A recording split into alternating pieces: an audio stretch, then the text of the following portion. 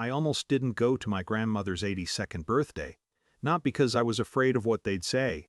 I already knew what they thought. It had been 8 months since I stopped answering my mother's calls. 6 since I moved without leaving a forwarding address. I built something quiet in that time. A job I liked, an apartment that didn't smell like old resentment, mornings that belonged to me. It wasn't flashy, it was stable. And stability, in my family, has always been suspicious. My sister Mara had texted 3 days before the dinner. "We're all excited to hear about your new life." The quotation marks did most of the talking. When I arrived at the restaurant, the room felt staged. Too many polite smiles. My uncle hugged me like I'd returned from a failed expedition. My mother didn't hug me at all. Mara was glowing in a way that didn't match the occasion. Not joy, anticipation. Grandma squeezed my hands. "You look rested," she said. "I am," I told her, and that part at least was true. Dinner carried on in fragments. Questions floated toward me like paper airplanes. "So where exactly are you working now? Is it remote? Contract? Still in the same field?" Each one delivered lightly but collectively sharp. I answered simply. "Marketing operations. Full-time. Healthcare tech firm." I didn't elaborate. Halfway through dessert, Mara cleared her throat. "I actually thought it might be helpful," she began, smiling at the table, "to clear up some confusion." I felt it before I understood it. She reached into her handbag and placed a manila envelope in the center of the table. The sound it made, flat against the linen, was deliberate. "I hired a private investigator," she said. My grandmother blinked. "Why on earth?" "Because we were worried," Mara replied smoothly. "You disappeared. You cut everyone off, and your stories, they didn't add up." The room tightened. I looked at the envelope but didn't touch it. My heartbeat stayed steady. That surprised me. Mara continued. "I didn't want tonight to turn into more lies, so I thought we should just read the report." There it was, the spectacle. My mother murmured, "Mara, maybe." "No," Mara said. "Transparency is healthy." She slid the envelope toward me. "Unless you'd like to explain first?" The old version of me would have scrambled, defended, over-explained. Instead, I folded my napkin and set it down.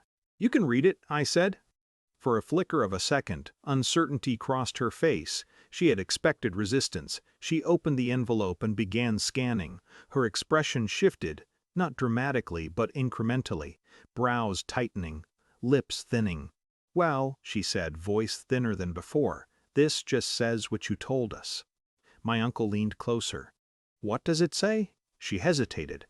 At the end of the table, a man I hadn't noticed before, mid-50s, neutral suit, cleared his throat gently. "I should clarify," he said. Heads turned. "I'm Daniel Reeves," he continued calmly. "Licensed investigator. I was retained to verify employment status, residence, and financial standing." Mara stiffened. "I didn't realize you were coming."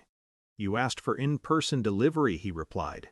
Given the sensitivity, the authority in his tone was not aggressive. It was procedural, undeniable. He looked around the table. "The findings confirm full-time employment with a nationally registered healthcare technology firm. Salary consistent with industry standards. No outstanding debt beyond standard lease and vehicle payments. Excellent credit history." Silence spread outward like ink in water. He continued, glancing briefly at the second page. "There were multiple attempts made by a third party to access restricted financial records. Those attempts were logged and flagged." Mara's face drained slowly. "What third party?" my uncle asked. Mr. Reeves did not look at me when he answered. "The client." The word hung there. Mara's mouth opened, then closed. Grandma looked at her. Not angry, just tired. "You tried to pull her bank records?" Grandma asked softly. "I was making sure she wasn't hiding something," Mara said quickly. "She's always exaggerated." "You hired someone," Grandma said, "to prove your sister was failing." The investigator placed the report back into the envelope with precise hands. "My professional assessment," he added evenly, "is that the subject appears financially and professionally stable. There was no evidence of fraud or deception." He stood. "If there are no further questions, I'll take my leave." No one stopped him. The restaurant noise filtered back in, cutlery, distant laughter, life continuing elsewhere. Mara stared at the tablecloth. My mother wouldn't meet my eyes. I felt something settle inside me. Not triumph, not vindication, finality. I didn't disappear, I said finally. My voice didn't shake, I stepped away. No one interrupted. I needed distance, not because I was failing, because I was tired of being measured. Mara whispered, "We were worried." "No," I replied gently. "You were uncomfortable." The distinction landed heavier than accusation. Grandma reached across and covered my hand. "You don't owe anyone proof," she said. That was the only moment that almost broke me.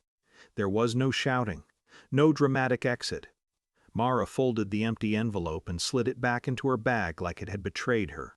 Dessert plates were cleared in awkward silence. My uncle changed the subject to travel plans. My mother asked the waiter for coffee she didn't drink. I stood before the check arrived.